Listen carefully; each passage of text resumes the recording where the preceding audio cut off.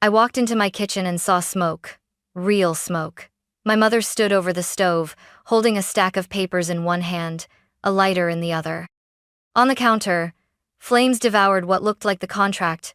I had just signed the one worth $3 million. "If you won't share it," she said coldly, "you don't deserve this deal."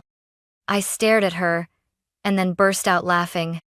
Because what she didn't know, what she could never have guessed, was that the real contract had already been signed, secured, and submitted digitally. What she just burned was a courtesy printout. But to understand why my mother would go this far, and why I laughed instead of screamed, you need to hear the whole story.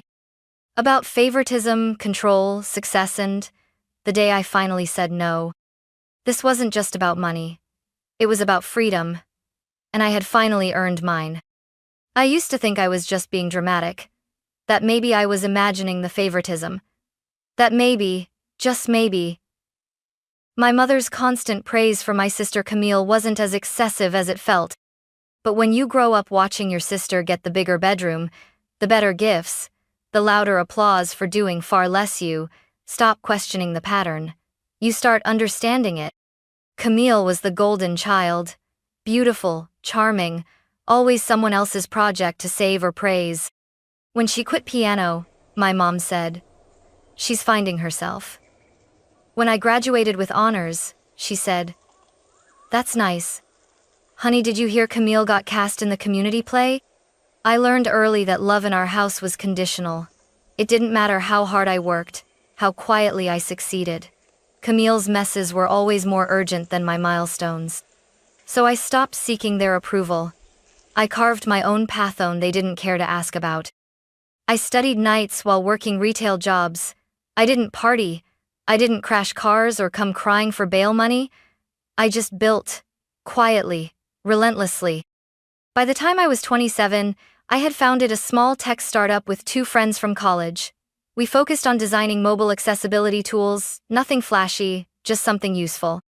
After years of grants, side gigs, and one disastrous investor meeting in a Starbucks bathroom, don't ask, we finally had something scalable. And then came the offer. A mid-size healthcare firm wanted to license our tool for $3 million. We'd retain partial rights too. I cried when I saw the final numbers. Not because I didn't think we were worth it, but because for the first time, someone outside my family saw my value. They didn't love me for Camille's sake. They wanted me, on merit.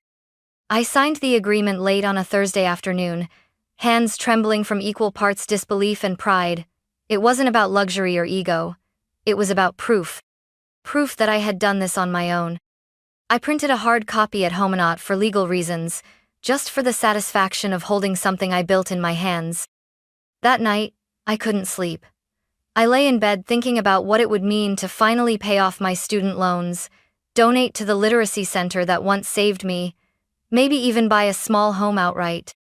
It never occurred to me once that my own mother would try to take it from me the very next day. But then again, it wasn't really about the money for her. It was about control. And Camille. I told myself I'd wait a week before sharing the news with my family. Just enough time to breathe, to lock down some financial planning, maybe even let the shock wear off. But something in me wasn't pride, not exactly just wanted them to know. I thought maybe, just maybe, this would be the moment they finally saw me. Not the background character in Camille's chaotic highlight reel, but me, the builder, the achiever, the woman who had made it. So I brought a bottle of wine to Sunday dinner. It was one of those quiet evenings where the house smelled like overcooked roast and old carpet. Camille was, of course, late. My mother was already halfway into a complaint about parking tickets ruining her week. My dad sat silently scrolling through his phone. When I finally said it, I signed a $3 million contract on Friday. There was a pause. A long one. Then came the shrill sound of a fork clattering to a plate. My mom blinked. "Wait, what?"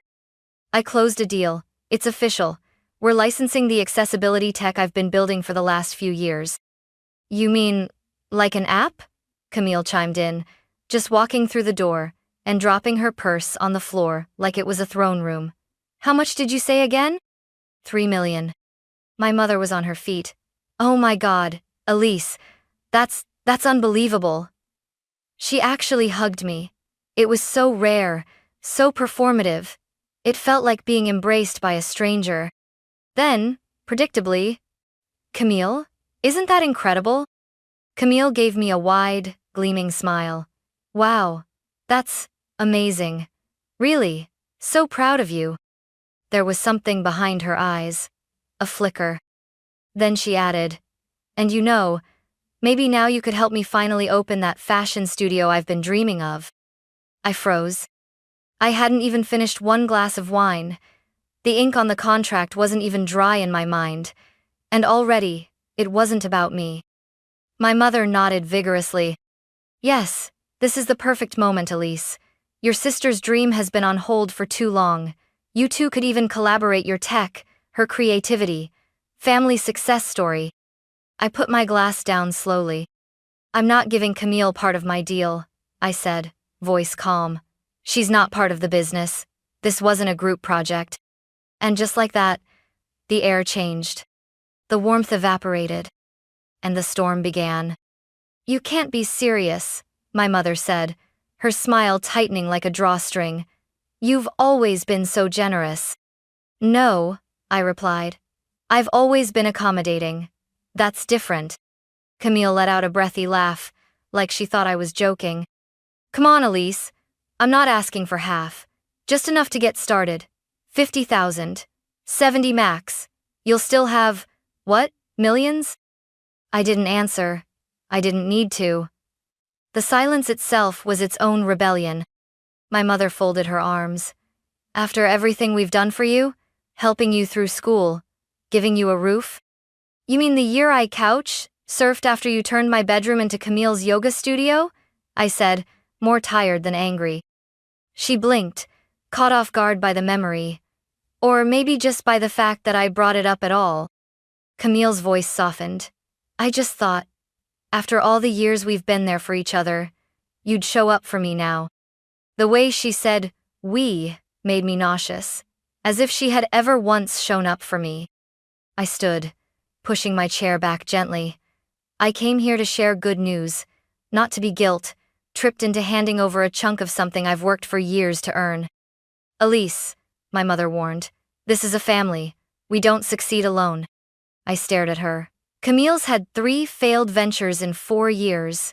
You funded every one, and now you want to use my success to clean up another mess? You're being dramatic, she snapped. You sound ungrateful. I shook my head. I sound different because for once I'm not bending. There it was. The moment their disappointment turned to disgust. Not just at my decision, but at the fact that I wasn't ashamed of it. That night, I went home to a flurry of texts. Camille sent me screenshots of starter budgets, complete with emoji hearts and lines like, just imagine what we could build together. My mother's messages were more direct. You're breaking this family apart over money. And my favorite, don't make me regret raising you.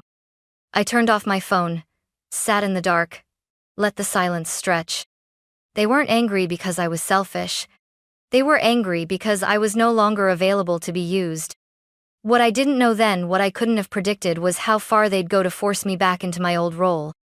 But I was about to find out. The next morning, I woke up to find 10 missed calls, 3 from Camille, the rest from my mother.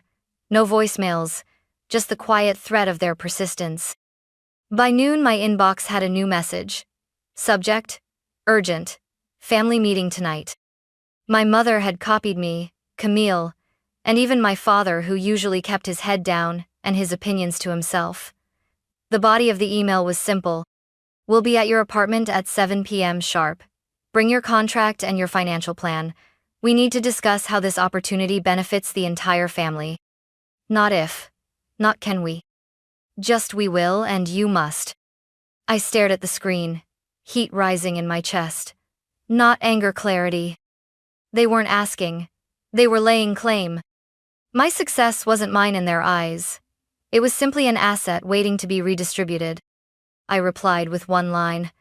I won't be home, and my finances are not a group project. The response came within minutes. My mother. This behavior is deeply disappointing. I raised you better than this. What Camille is asking for is so little, and your refusal is a reflection of selfishness, not strength. I didn't respond. I turned my phone off again, but the knot in my stomach kept growing. That afternoon, I met with my attorney for the first time. A quiet, meticulous woman named Olivia Park, who came highly recommended for contract negotiations and asset protection. After I filled her in, she nodded once and said, "We'll update your mailing address, set up a P.O. box, and file a no-access clause on your contract documentation, just in case." I didn't even need to explain why I was worried. She'd seen enough families try to claw their way into other people's victories. By the time I got home, my locks felt less secure than they used to. I slept uneasily that night. Shadows in the hallway made me flinch. Every car door outside made my pulse jump. And yet I still didn't expect what happened next. Because I thought, somehow, that love had limits. That blood drew boundaries.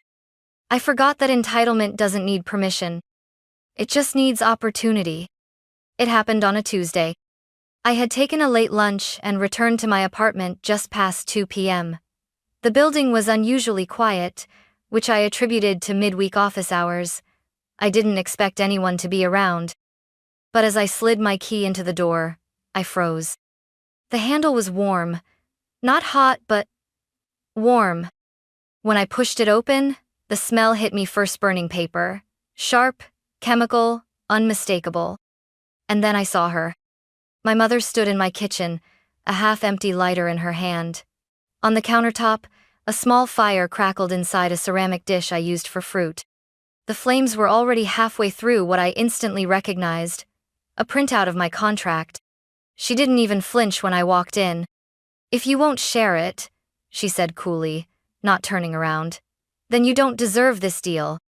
Behind her, Camille stood near the fridge, clutching her purse like it might protect her from guilt. She looked stunned, but not enough to intervene. I stared at the fire, trying to process what I was seeing. "You broke into my home," I said, my voice level but hollow. "You used the old key." My mother shrugged. "You never asked for it back. And we needed to talk." I moved toward the counter, but it was too late. The flames had consumed the contract's header and most of the body.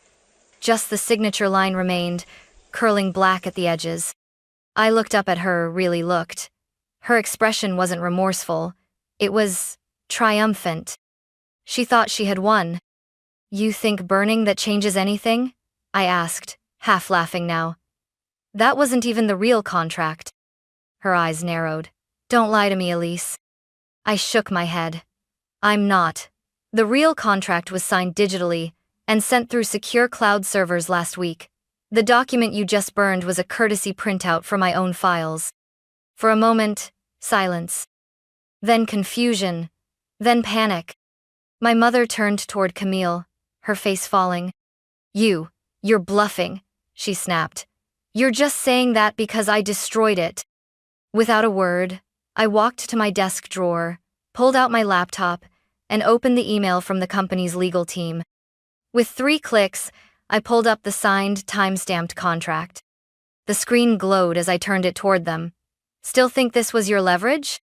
Camille let out a small, involuntary gasp.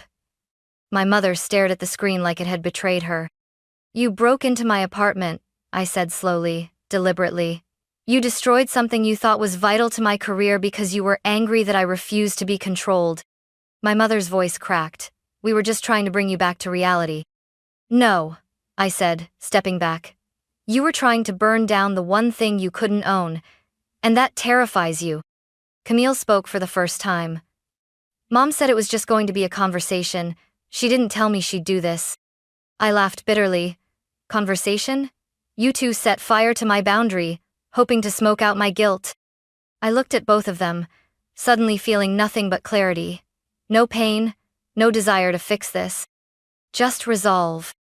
"You need to leave," I said. "Now. Before I call the police." My mother's mouth opened, then closed again. She looked, for the first time in my life, uncertain. Camille followed her out, eyes averted. When the door clicked shut behind them, I locked it. Twice. Then I sat on the floor, shaking, laughing, crying. Not because they hurt me, but because they failed to. They tried to destroy me and burned the wrong damn page. The moment the door shut behind them, I didn't move for a long time. The scent of smoke still clung to the air, the last blackened edge of the contract still curling on my counter. But it wasn't the loss of paper that lingered, it was the loss of illusion. Whatever faint hope I'd clung to, that maybe they didn't know better, that maybe they just didn't understand me, was gone. They knew exactly what they were doing. And they did it anyway. That evening, I packed a duffel bag and called Rachel. "Do you have space for a refugee?" I said, voice shaking. "Always," she replied without missing a beat. I stayed at her apartment for 3 nights. Not because I was afraid of physical danger, though, maybe I should have been, but because I no longer felt safe in my own home. And that's a boundary no one should ever cross. The next morning, I met with Olivia again. She didn't blink when I described what happened. "They burned a copy of your contract," she said, "on your kitchen counter? And used a key I forgot they still had," I added. She nodded. Then we act. By noon, she had filed a cease and desist letter addressed to both my mother and Camille, citing trespassing, destruction of property, and unlawful entry. It wasn't about pressing charges yet.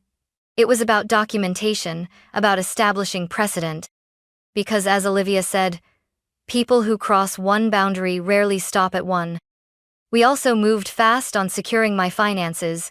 New bank account numbers, a full address scrub, biometric ID verification for all future transactions.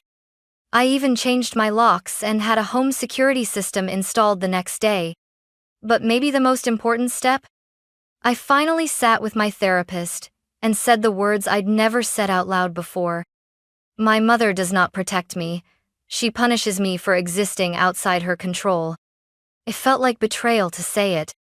But it was the beginning of my freedom. Back at Rachel's that night, we drank wine and rewatched a show we both loved in college. I laughed for real, belly laughed for the first time in weeks. And somewhere between the second glass and a scene about 2 sisters reconciling over a burnt pie, I whispered, "She really thought she could burn it all down." Rachel looked at me, a small smirk on her lips. "She tried. But turns out, you're fireproof." It's strange how quiet peace can be. Not the absence of noise, but the absence of expectation, of manipulation, of emotional landmines disguised as love. Back at my own apartment, with new locks, cameras, and a digital security system, I finally felt alone in the best possible way. Alone meant free. The contract funds were processed 3 weeks later. The money appeared in my account with a cold, emotionless transfer, no confetti, no parade. Just numbers. And yet, those numbers represented something far more valuable than cash: ownership.